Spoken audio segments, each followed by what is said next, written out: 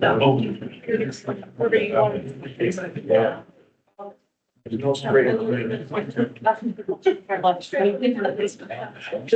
Yeah, right. We all got one of these, huh? It is. Hello, everybody.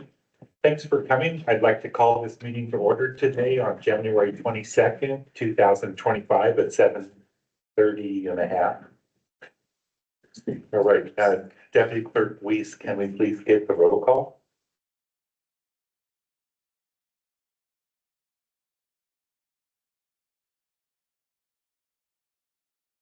Ellen? Here. Francie? Bacon? Here. Hodgkin? Warren? Here. Mackey? Here. Orson? Here. Maricini? Here. Fredo? Here. Sedor? Here. Swore? Here. Taylor? Here. Orr? Here. Thank you. Mr. Mayor, Yes. I move to excuse Councilmember Francie. Second. Move to excuse Councilmember Hodgkin. Second. They're both moved and seconded. Is there any discussion? All in favor? Opposed? Okay, thank you. Can we all stand for the Pledge of Allegiance if we're able, please?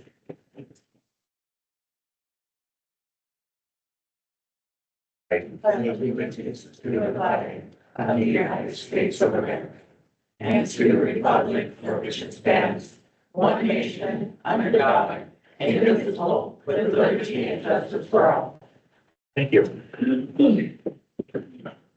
I'd like to make a motion to approve tonight's agenda. Second. Is there any discussion? Yes.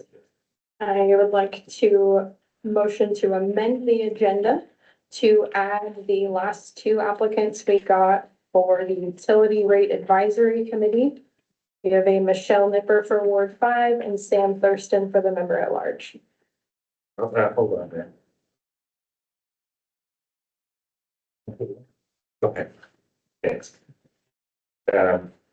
All in favor, or hold it? Go ahead.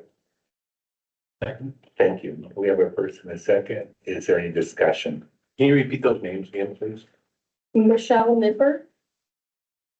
Sam Thurston.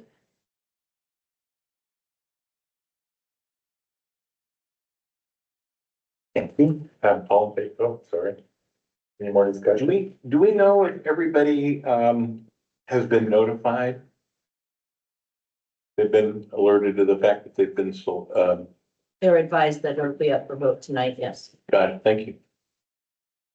Any more discussion? Go ahead. Is it possible to nominate anyone else tonight at tonight's meeting? Or is this the slate we have to choose from? We posted for people to submit their letters of interest. I suppose if we had an additional letter of interest that you wanted to select from, you could do so. Just asking questions. Thank you. Any other discussion? All in favor? Aye. Opposed? Okay. Motion to approve the agenda as amended. Second. Advisory. Thank you for your second, Councilperson Sealy. Any discussion? All in favor? Aye. Opposed? Two passes. Okay, now we have presentations from David Evans and Associates on US 12 HRS project update, and I'm going to ask Nick Bird to start us off, please. Well, thank you guys for having us here. As you know, one of the big projects that we've got moving forward is our US 12 highway rail separation.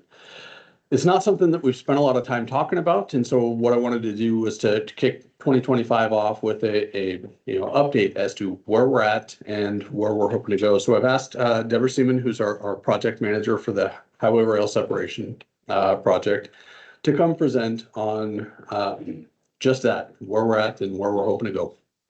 Thank you. Look at the slides going. I've been informed I get 5 minutes.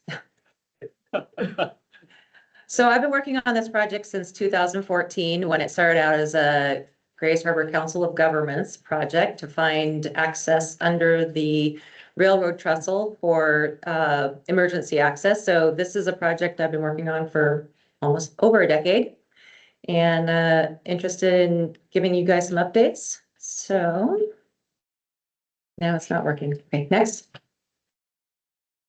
We're gonna just walk through a brief overview of how we got to where we are today. That also includes a schedule update, where we are in the preliminary design phase, what that means in the right-of-way planning impacts, our funding for the project, and the public outreach activities that we've done so far. Next. That's an overview map of the project and the 7 at-grade crossings with the PSAP rail. The yellow starbursts are the at-grade crossings, and then the red line along US 12 Wishkah is where cars are backing up when PSAP rail comes into town slowly to cross over the railroad trestle and blocks access to the commercial area along Chehalis River, and traffic on US 12/Wishkah is impacted. So project needs include congestion relief for US 12 when the trains are blocking, and also improve access for transit, pedestrians, and bicycle activity into the commercial area, as well as emergency access into the commercial area. Back in 2013, we did an alternatives analysis phase and went through about 10 different options, narrowed it down to the top 3, and the preferred alternative was selected, which we were calling the Chehalis Street overcrossing. That builds a roundabout on US 12 at Newell Street, brings traffic up and over Highway 12 and the railroad, and then drops down into the commercial area. 2018, we began the planning phase, and that's when it transitioned out of a Council of Governments project to a City of Aberdeen project. And we also changed the name from East Aberdeen Mobility to US 12 HRS, Highway Rail Separation Project. We also added what we're calling the eastbound auxiliary ramp. So that's an eastbound relief valve ramp that comes into the overcrossing, tees into it. It will take a lot of the traffic out of the roundabout for eastbound traffic, bring it to the overcrossing, and then drop it down into the commercial area. So in that phase, we did a lot of public outreach to remind people of what the project was, because it had been a couple of years since the alternatives analysis phase. We also completed the planning summary report. So the major phases of this project are preliminary design, which is where we're in currently. We'll have the environmental documentation stage, which we've also started. That's the next line down. Right-of-way planning, that's to evaluate where we need to purchase property to build the project. And we've also started that by looking at project impacts.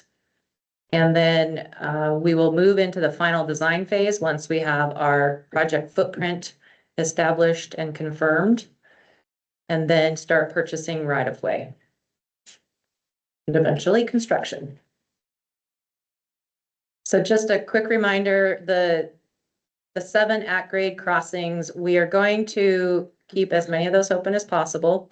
There will be the red X, the second from the left, that is near the gas station. That will have to close because the eastbound ramp will be climbing up and over that location and would conflict with that driveway. We'll keep Chehalis Street intersection partially open. It'll be a right in, right out. That traffic signal will go away because the overcrossing structure will be located in that location. And then as you move east, those green check marks, those intersections will all remain accessible and open. As we're moving through the preliminary design, we have several constraints to this puzzle, and we've been working through those with the geometry, trying to minimize impacts to properties and businesses. One item that we have to work through is to get WashDOT approval, Washington State Department of Transportation, for the US 12 improvements. So that's any striping on US 12 that is modified, the roundabout, the lane configuration. We are working through that process right now. We will also have to get approval from Puget Sound and Pacific Railroad, PSAP Rail, because we're going over their railroad tracks. So there's a vertical clearance and a horizontal clearance that we have to abide by with our design.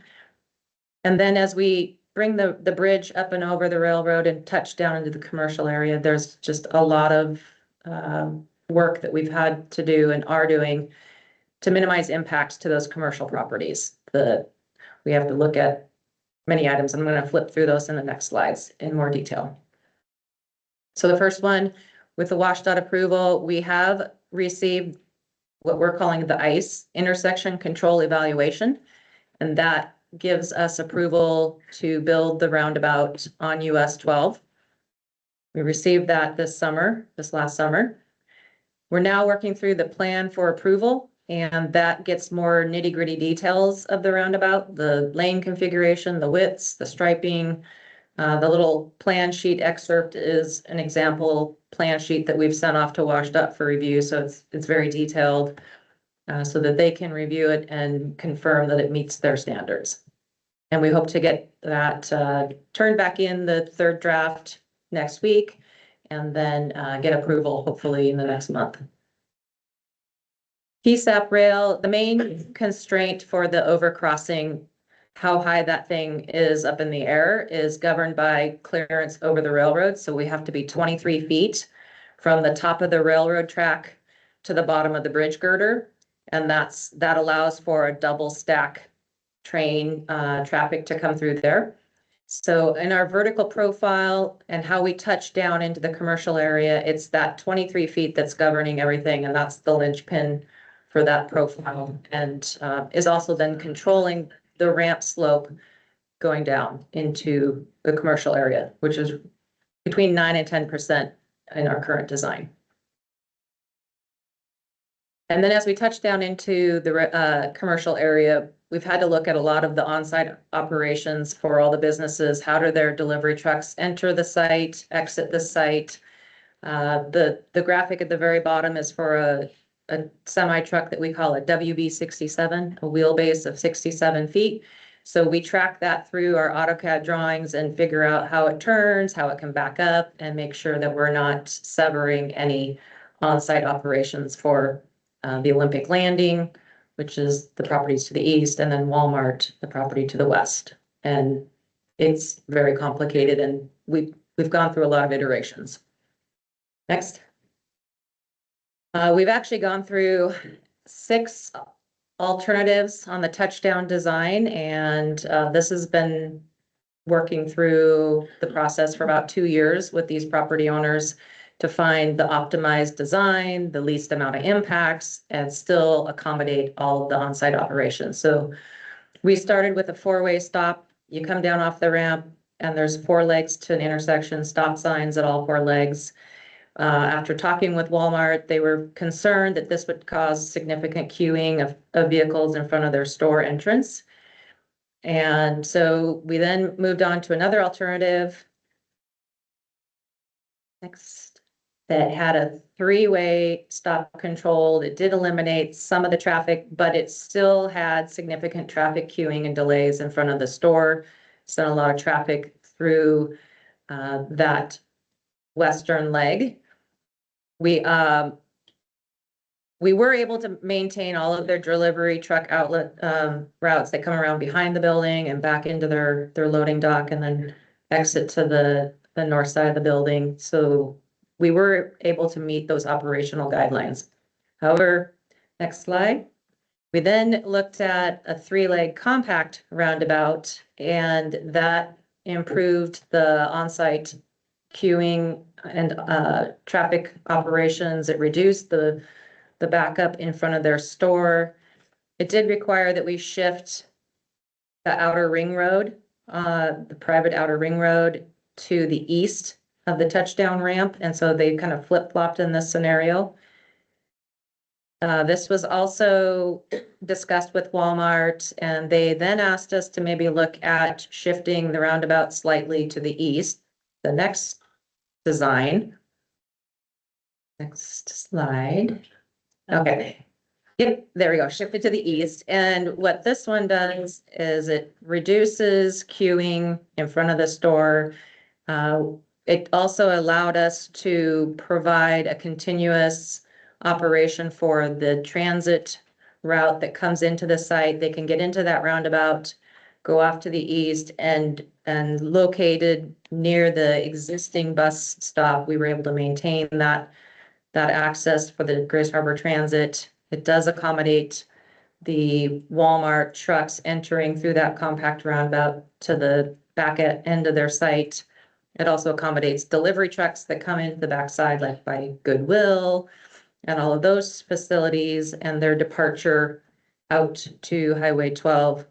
So this is the current design that we have landed on that we feel is the optimized design that reduces impacts to both property owners, Walmart and Olympic Landing, and provides us with a reasonable overcrossing design and slope on the ramp. Next. So with that current design, this graphic just points out the main elements, the roundabout on Highway 12, the ramp that comes up and over, what we're calling the main overcrossing, then the eastbound auxiliary ramp that tees into that overcrossing. And then obviously this is going to have some impacts on Walmart and Olympic Landing, and we'll have to modify their existing parking and drive aisles to accommodate this design. And then the next couple slides are just different viewpoints from our rendering. So this one's looking from downtown eastwards at the overcrossing. The blue shaded structures that you see are going to be purchased and demolished as part of the project. So the footprint of those buildings in our project conflict. And those are the properties that we have been talking to the owners throughout the process, and we'll be looking to purchase their properties for right-of-way acquisition. This one is from the west, looking towards downtown. You can see the Dairy Queen there in the front of this picture. Will maintain their driveway and their at-grade crossing, which is a private crossing. There'll be some relocation of facilities such as the Walmart sign, because the auxiliary ramp goes through the land that sign's currently located on. Next, and then this is standing on the north side, looking towards the river. And this is a very rough graphic of the roundabout. Our modeling software doesn't get super detailed for these engineering designs. So it's a two lane roundabout, and we are envisioning that the center of the roundabout most likely will have to be traversable for oversized loads that come through town. So some type of pavement and colored pavement to differentiate where the truck apron is and where the center island that can be traversed by the larger loads. Bridge girders, there's a lot of logging equipment that we know goes through here that are very large.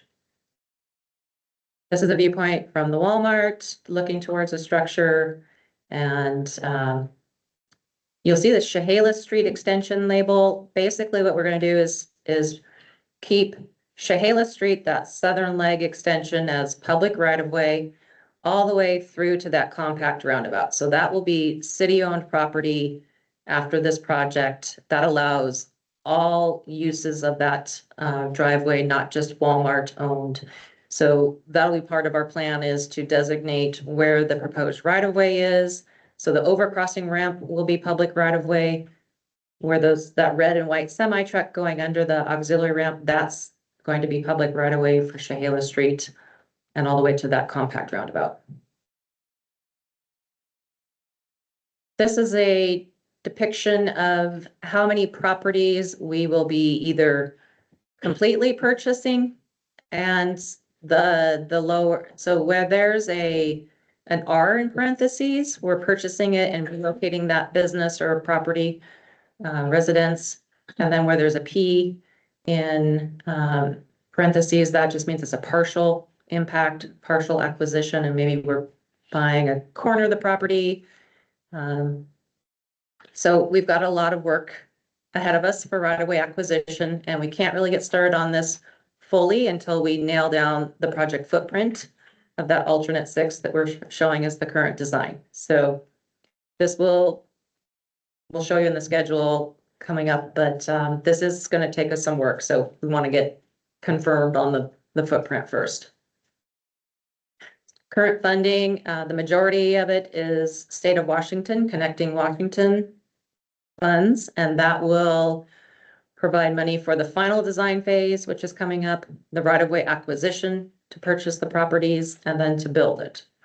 And then we have some WashDOT rail freight money, and Port of Grace Harbor money, and then ultimately City of Aberdeen money if it's necessary. I think that's the bottom one we touch. So we've had public outreach for several years, but most recently in the last year, we launched our project website. And as we go through project milestones in the design, we'll be posting that information on the website. So after we confirm this current design footprint, we'll update the website with that information. And again, we've been talking to property owners since 2014 when this idea began. Some of these properties have changed ownership in the last decade, and we're continuing to talk to them, and we'll get heavily into that process when we can start negotiating right of way. So next steps is to get WashDOT approval for US 12. That will allow us to start developing the plans, specs, estimate, the contract documents. We'll be working through environmental documentation, all the permitting, the state permitting, and starting to purchase right-of-way after we get our right-of-way funds obligated from WashDOT, probably in the next month or two, we're hoping, and continuing to reach out to the public with updates.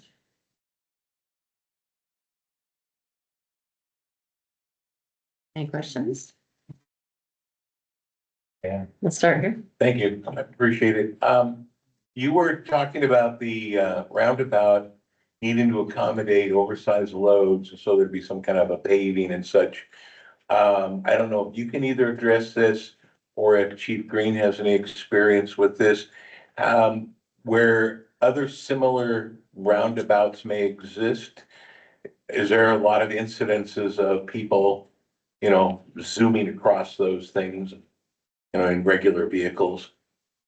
There is a slight grade difference, so it's not completely flat.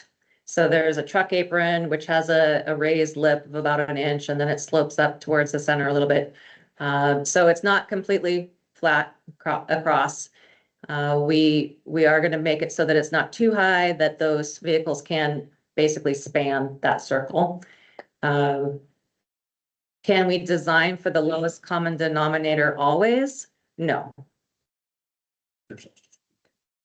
Yeah, if you go back to that graphic of the roundabout, the way that the curves come in to the roundabout, there's a radius on those approach ramps. And that is also to slow down traffic so that when they get to the roundabout, they're not doing 50 miles an hour. Yeah.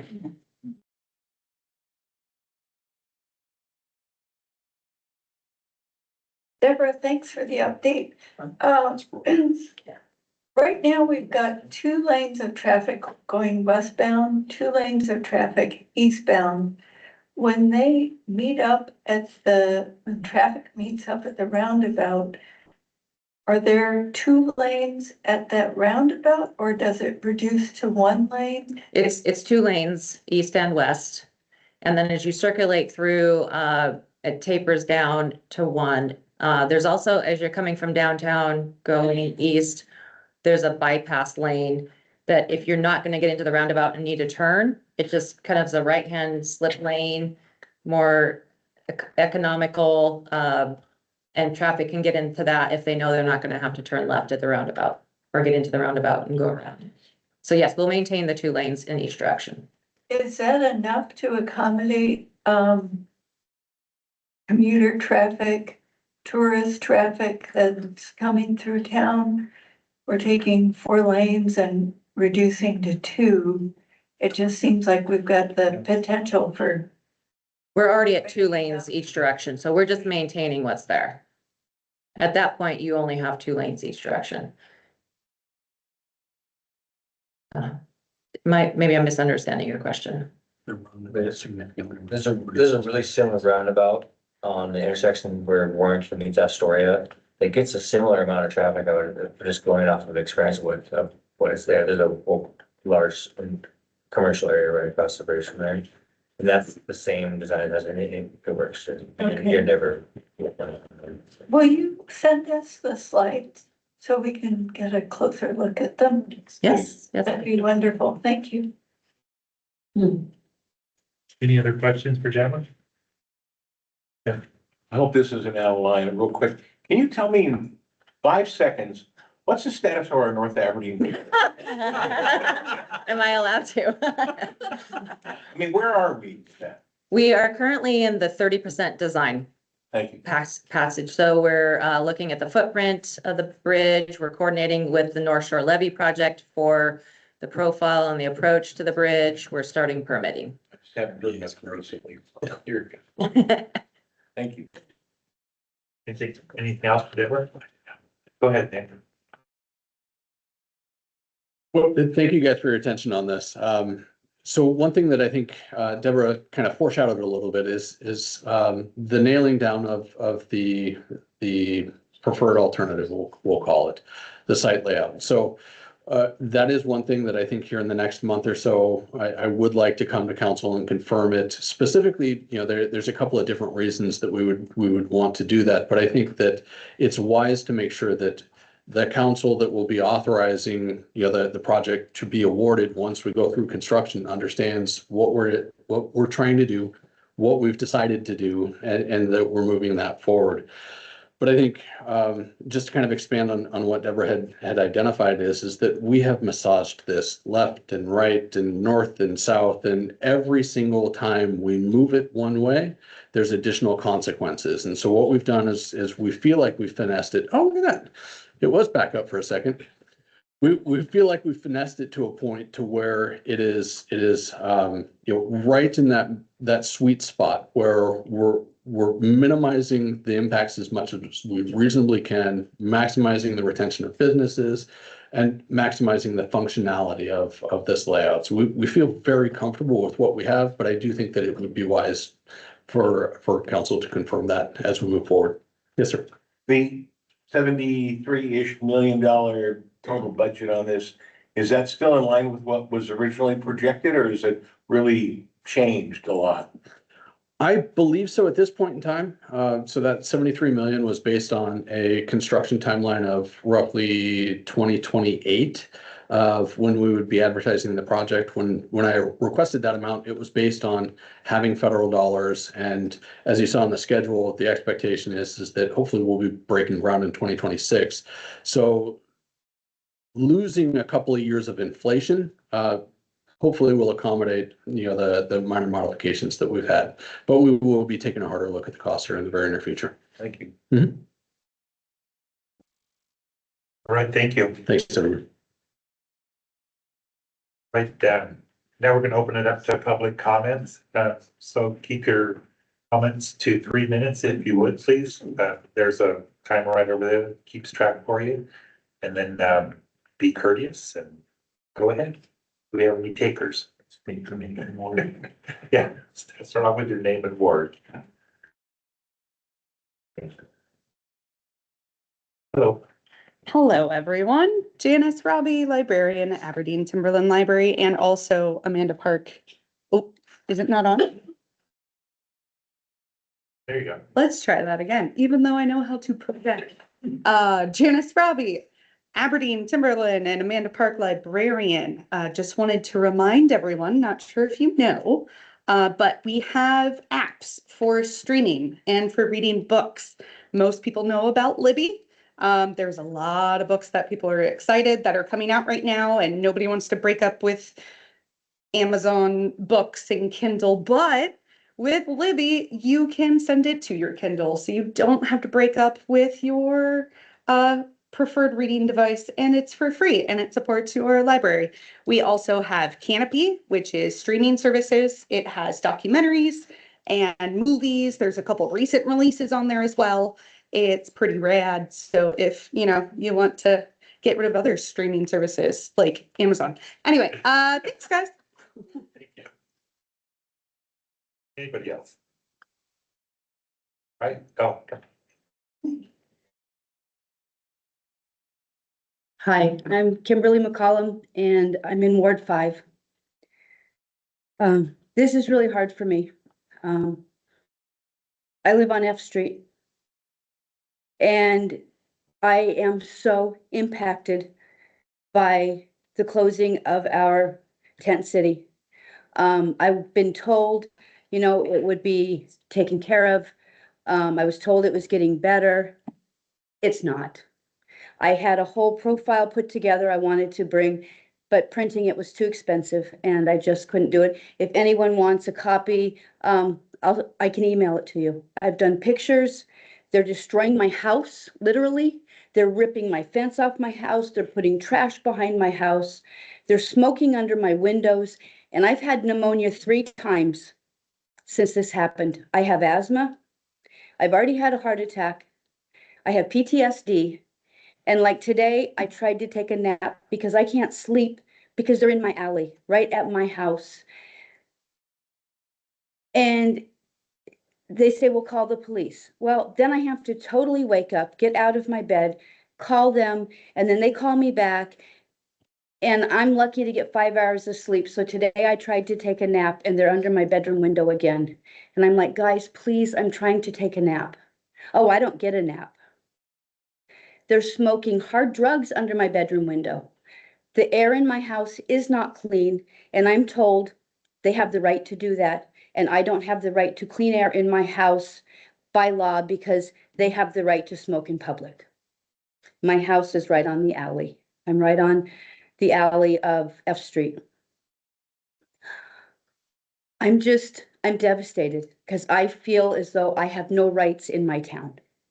I've spoken to a couple of the people. I've spoken with DJ Cox because the house behind me, they were supposed to have closed down and squatters have their rights. So now I have rats in my house and I now have cockroaches, which I have never had in my house since I left Hawaii in '83. I had a fire right across the alley, less than a foot from the house across the alley. And I know they participate with these people, which is fine. I have no problem with them. But I call and dispatch doesn't really want to hear it. Well, how far away are they? How big is the fire? It's like, it's a fire. These are wood houses. I know it's cold and I really feel bad. I do. I go out and try to help these people if I can.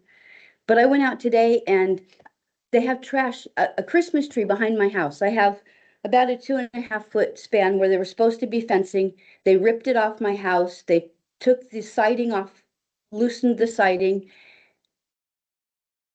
But I'm devastated and I'm ready to leave this town, and it won't be with good remarks because I feel as that I have no rights.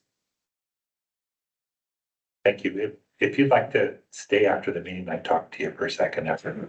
Thank you. Are there any comments? Any other comments?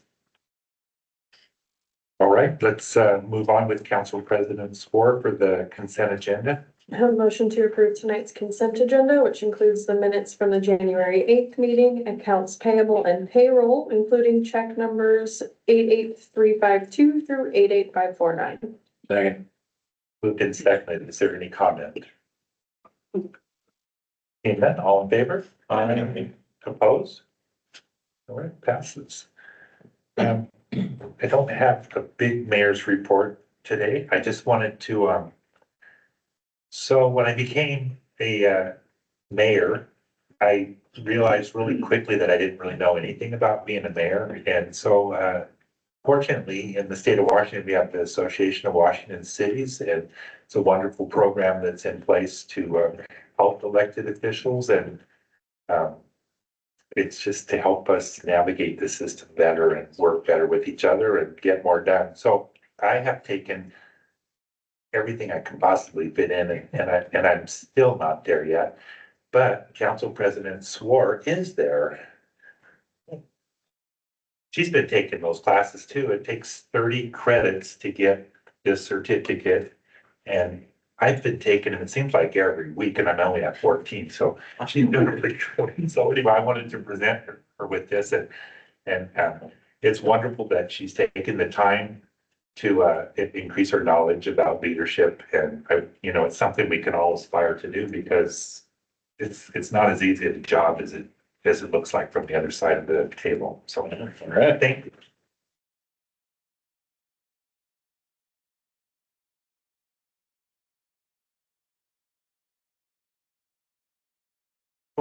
Now, council reports. Do we have any? Council personnel. I don't really have a report, but I did want to recognize that, let's see, I'm not quite sure how we refer to you, but our youth council member, Alan. And, so welcome. It's wonderful to have you here. And I know I'm looking forward to hearing, more about the youth perspective, what's going on, what the concerns are for young people in Aberdeen. And I know it says council reports, but I would just like to suggest that we tag on there your report if there's something you'd like to share with us that's not covered by something else on our agenda. I absolutely second that. Yeah, and you are a council person. All right, thanks. I actually had it on here to acknowledge you and thank you for joining us, but I forgot. Thank you, Council Personnel, for reminding me. Any other council reports?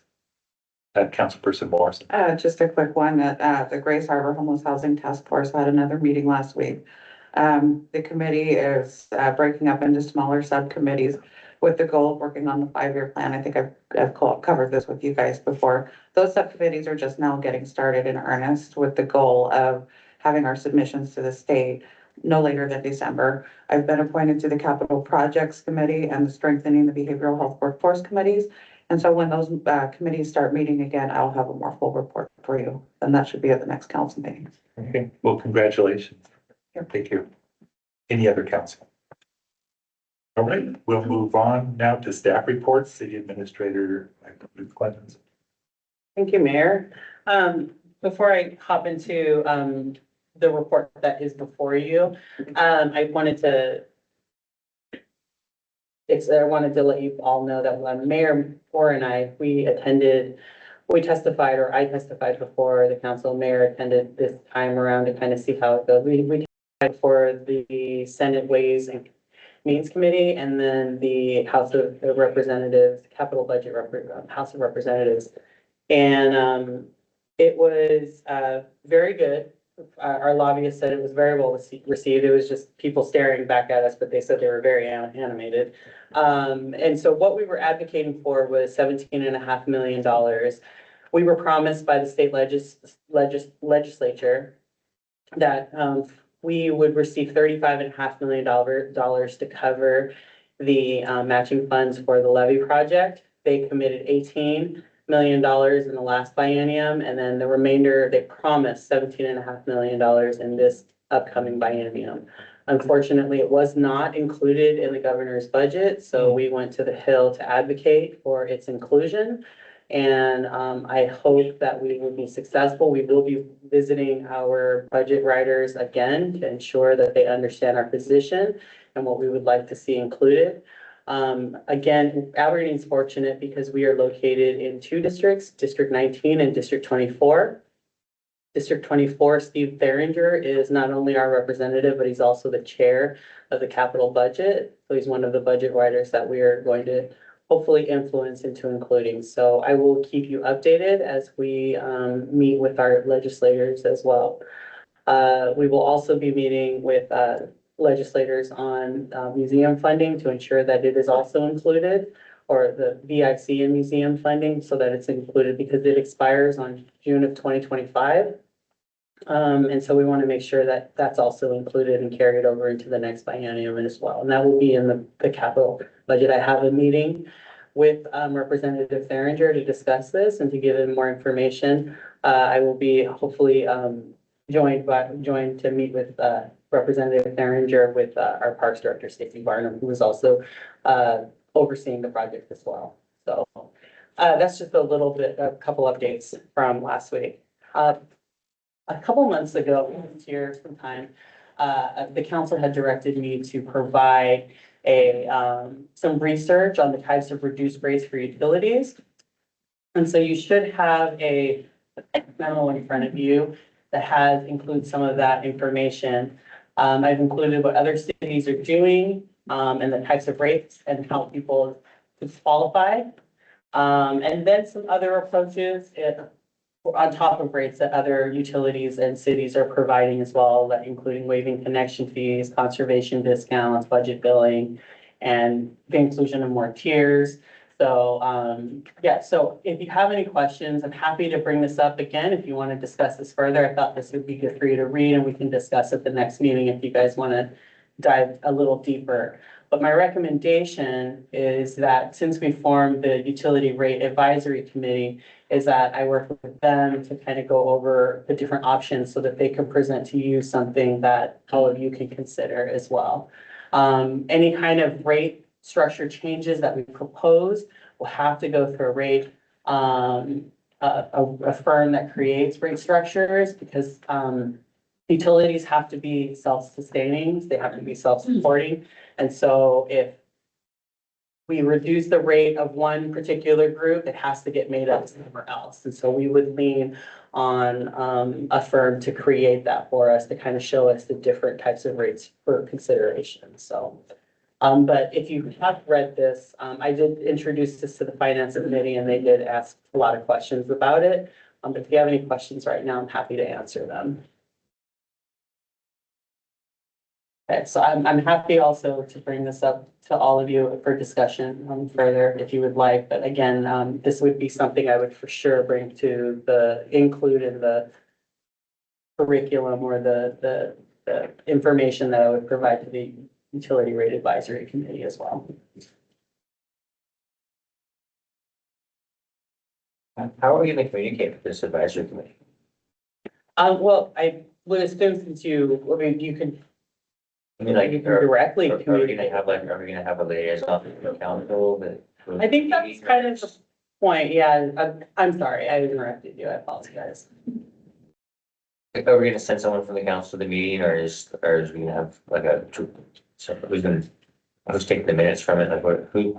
Sure, so we will be supporting it, the group will be supported by Chief Golding, City Engineer Nick Bird and myself. Okay. And so we will take minutes, we can have a representative come and provide, periodic updates on where they're at. We have created, I met with them I met with Nick and Nick and Dave, maybe 2 or 3 months ago, and we created and laid out like month by month of what we will be doing. We'll be giving them tours, we'll be going over rate structure, we're gonna go over the entire city's operation, just to kind of educate them as to how rates are created. Sure. Okay. Cool. Anybody else? Thank you. Thank you. All right, now we're gonna go on to, pardon? Oh, wait a minute. Okay, sorry. Directors. Are there any directors with reports? Yes, Director Barnum. I wanted to let the council know that myself and Rick Sanger met with Dan Lindgren from Pacific Northwest Motorex. Watercross. He's proposing to have a jet ski event at Lake Aberdeen. The Lake Aberdeen is actually owned by the water, by the water department. But because it's a park, the rules and policies are set by the Parks Board. He's hoping to hold the event in May with the date to be determined once he receives, hopefully, his permit. They expect about 60 competitors, and they have several hundred people that come and watch the event. Becca has a few photos that she's sharing on the TV screen. So we'll be sending a request to the Parks Board from Dan Lindgren's group to allow motorized jet skis on the lake. Currently, motorized vehicles are not allowed on the lake for those 3 dates, which are Friday through Sunday. And also to allow the use of ATVs at the boat launch for launching the jet skis, and to allow the competitors to do overnight camping in a designated area. He'll present to the Parks Board at their next meeting, which I believe is on Thursday, February 6th, so that they can review the request. Rick and I are very supportive of this. He's held, I think, 8 of these events or 10 of these events. About 50 total. Okay, and then, but at Vance Creek Park, I think you, Park about 8 to 10 got there. about 8 to 10 events at Vance Creek Park. Those are photos from Vance Creek. So I wanted to give you an early heads up. This would impact fishermen who would like to use the lake over the weekend because it would be closed to the public. So if you have any questions or concerns, if you could email those to me so I can get answers to your questions in working with Dan and the Parks Board. If the Parks Board approves the request, then I'll bring a committee report and informational report to you as a city council at your February 12th meeting before we issue the permits. And Dan will be here to answer any questions as well. Can we ask any questions now? Sure. 2 questions. So I apologize, I haven't been out to Lake Aberdeen in a while. Is it big enough to host an event like this? Yes. Folks? And then doesn't the lake have areas where, there's some logs and things is it safe? Yeah, we're by the shore. I'll let Rick answer about what's in the lake. The lake's safe. The only issue with the lake is there's a dedicated water line underneath the water that runs from our tunnel from Wainuchi River over to the fish hatchery. So we're in the process of staking that out, and we're gonna go do soundings to make sure the line's deep enough. We believe that there's no issues, but we're gonna make sure because there's gonna be jet skis over the top, but we don't see any issues. Thank you. All right, so if you have any other questions, you could email those to myself or Rick Sanger so we can get that information for you. Thank you. Well, thank you. That's great. Any other staff reports? Go ahead. I have one thing really quick, and that is, based on comments and concerns from a number of council members and citizens, brought forward about the rail, horns, being obnoxiously loud. We went and looked at getting a rail elimination or rail crossing elimination grant. And we just found out that we were recently awarded $240,000. And there's a $60,000 match, but for the $300,000 study, most of it covered, and we're talking to Hoquiam about them actually pitching in because one of the crossings is actually in Hoquiam as well. So I know Nick Bird and met with a number of council members and put together a committee. So good job. It looks like we're on our way to seeing if we can make those quiet zones. So Great. Awesome. I just wanted to comment on that. I was in Olympia at Home Depot this weekend, and while I was loading stuff into my truck, there was a train going by. That horn did not go off, and the whole time I was loading my truck, the guy just kept doing that. So we're kind of lucky they don't do that. I mean, it was really obnoxious. But thanks for the grant and all that. That's wonderful. Right. Yes. Forgot to mention, we will be bringing that forward in the next couple of weeks for authorization. We're not moving forward without approval from council. So. Okay, thank you. Any other directors? No? All right. Okay, now we'll move on. Request for council action, finance chair, councilperson Graham. Okay. And we would request recommending the city council to authorize the surplus of the Kaiser panel system walk-in cooler and cooling unit to be sold at public auction and proceeds deposited in the museum fund. That's one from the museum. Second. Is there any discussion? That is the one that's in there right now, the walk-in cooler. Yeah, it's a good buy. All right, no discussion. All right, all in favor? Aye. Opposed? Thank you.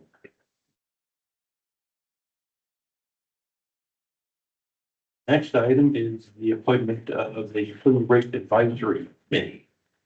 For Ward 1, it's Debbie Wilson. Ward 2, Madison Smith. Ward 3, Kevin Moynihan. Ward 4, Antara Croft. Ward 5 is Michelle Nipper. Ward 6 is Jamie Onig. Whatever. Good try. Oh, please forgive me if you're listening to this. And the at-large member is Samantha Thurston. I make a motion to accept this. Second. Is there any discussion on this? No? All in favor? Aye. Opposed? All right, thank you. All right, next we'll go to public safety with Chairperson, Councilperson, Barry Chambers. Okay, we have a request recommending that the city council approve an interlocal agreement for emergency management assistant compact and Pacific Northwest Emergency Management Arrangement between the city of Aberdeen and the state of Washington Military Department, and I move that we approve this report. Second. Is there any discussion? Seeing none, all in favor? Aye. Opposed? All right, passes. And we have an appointment abatement council for Patrick Paulson, PAC.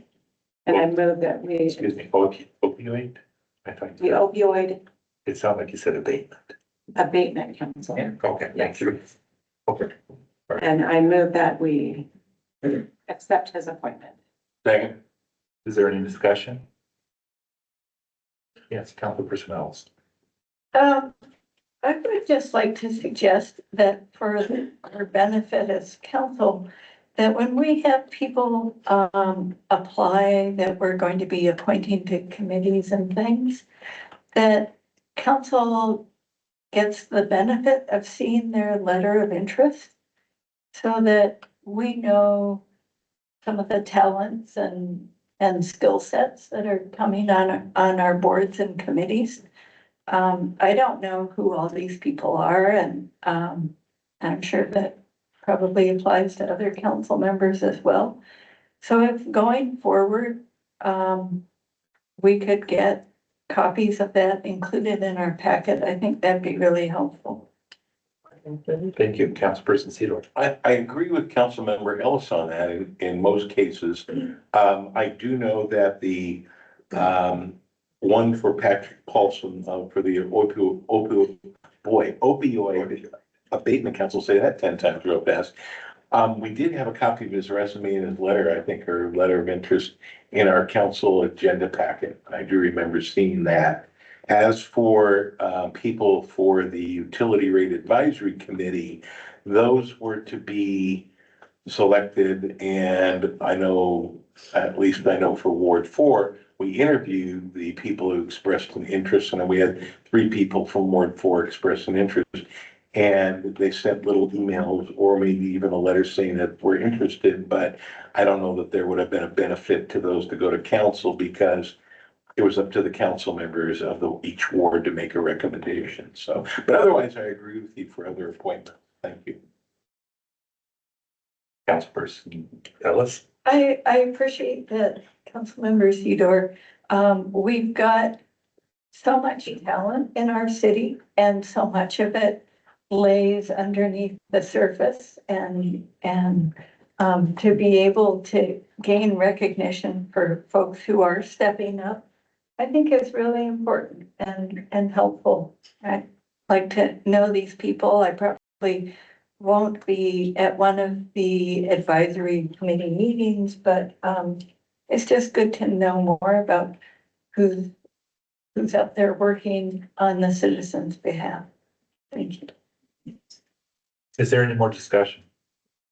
Oh, Councilperson I'd Morrison. just like to echo what Stan and Liz had to say, and I think we actually talked about this a little bit last year, requesting that when we have these these folks getting appointed, that we get some kind of letter of interest or application or something about them so that we, put an identity and a picture of who they are to the name coming before us. So, just echoing that. And I had a couple questions. I know that his application was in our agenda packet.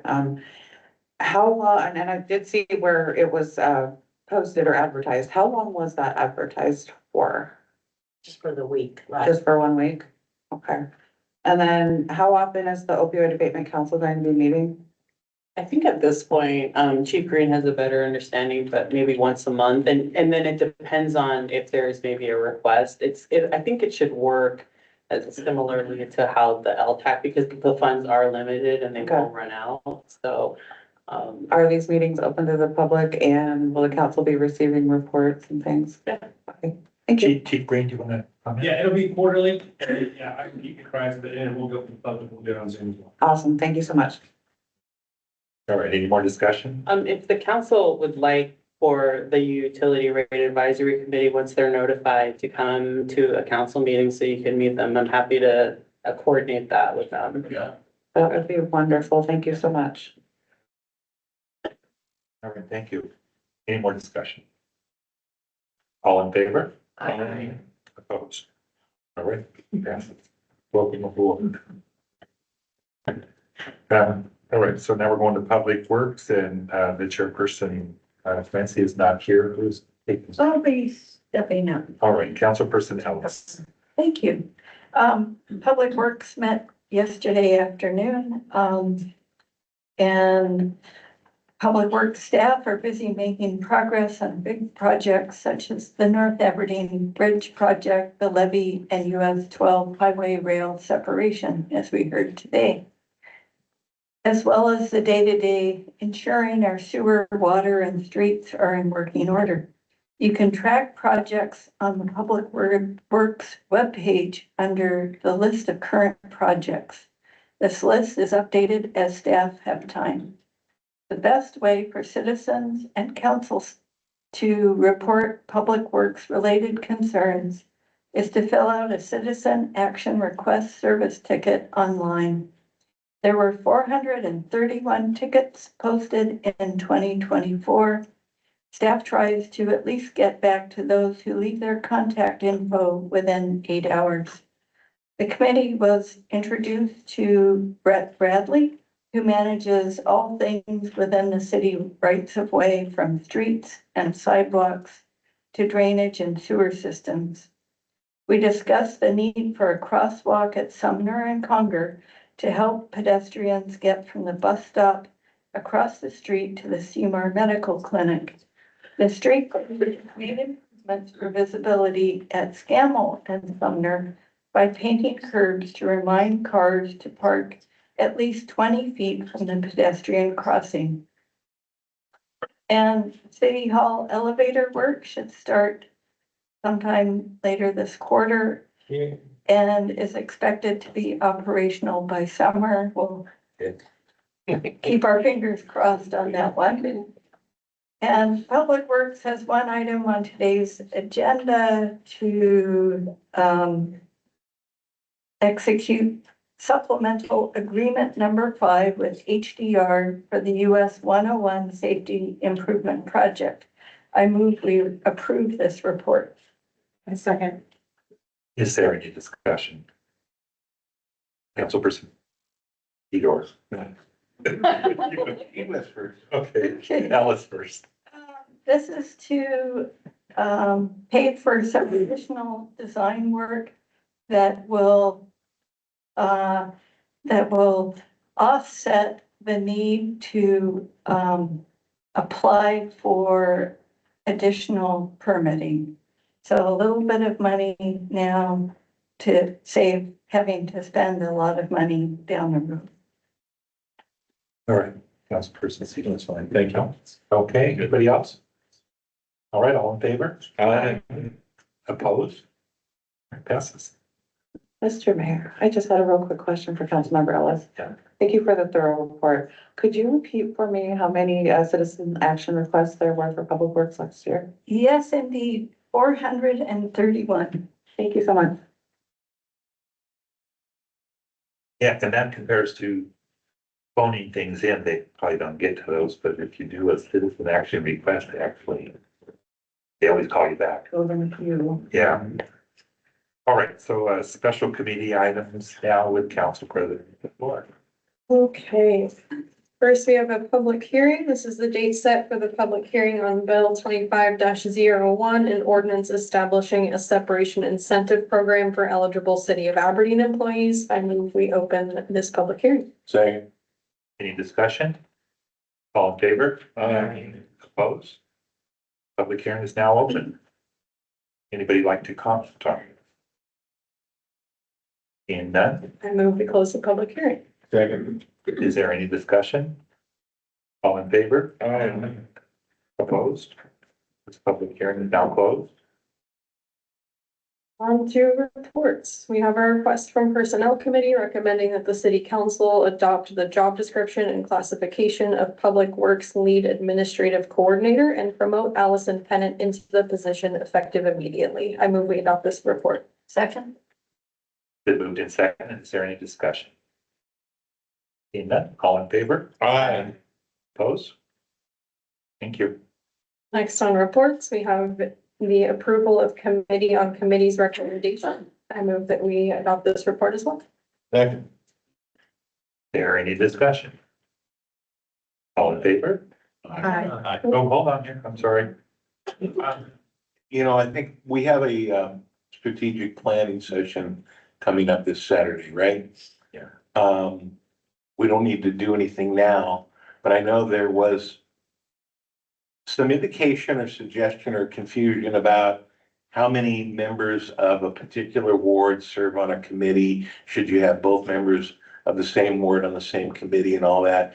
One of the things I think we should discuss and maybe bring up for action in the near future to take effect for next year is considering making sure that we don't have more than one ward council member on any one committee. Just a thought to consider. Is there any more discussion? All right, all in favor? Aye. Opposed? Passes. Thank you. And for appointments to the Arts Commission, we have John Cooper, term ending the second Monday in January 2030. Move that we adopt this appointment.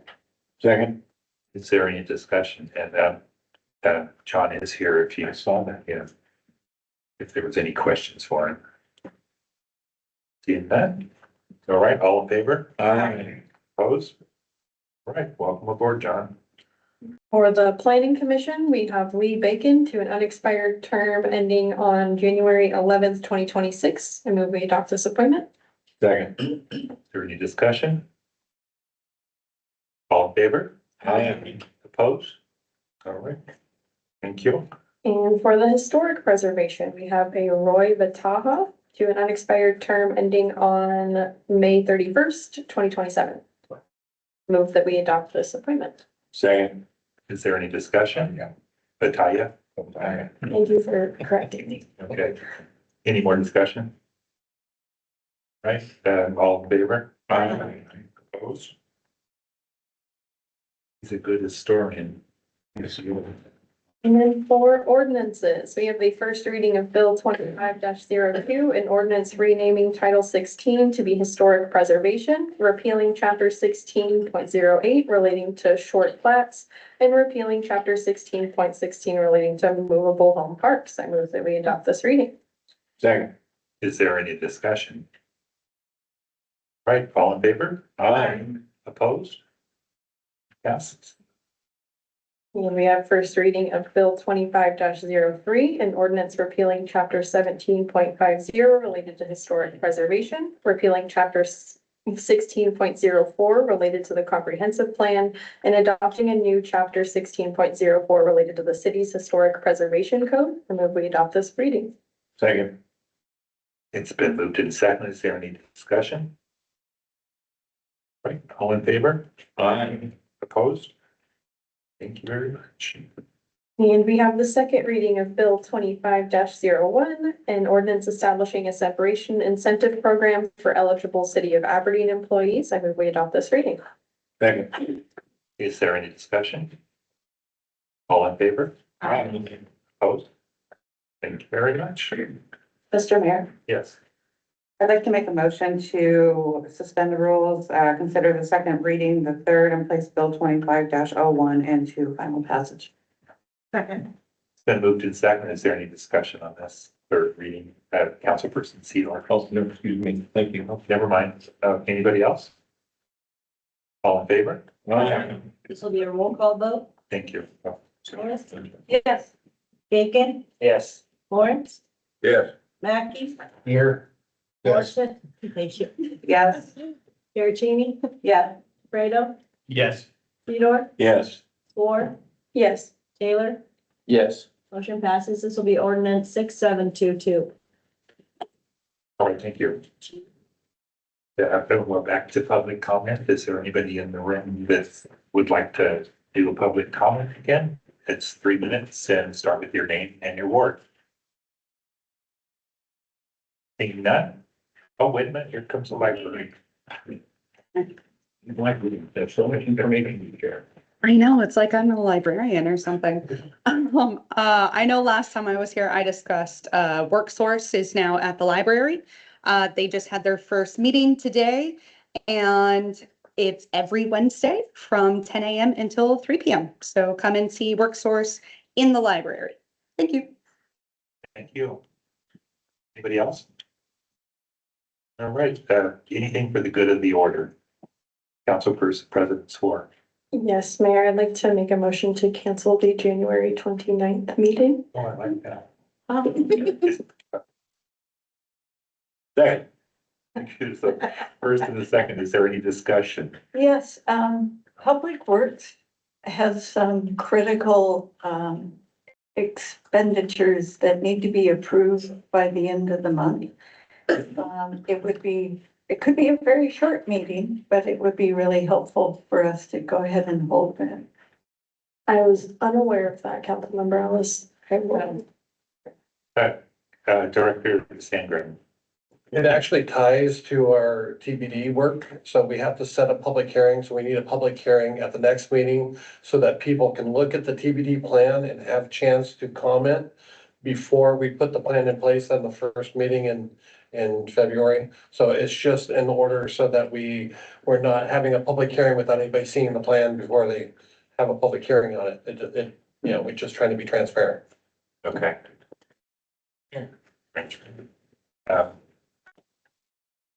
So we're not voting on anything. So I move we rescind that motion. Thank you. I'll withdraw my second if you I withdraw. was gonna say, I'll just take it back. Okay, never mind. Is there anything else for the good of the order? Yeah, I'll accept your motion. I move that we adjourn. I'll second that. Right, all in favor? Aye. Thank you. Have a nice night, everybody. Thank you for coming. Right?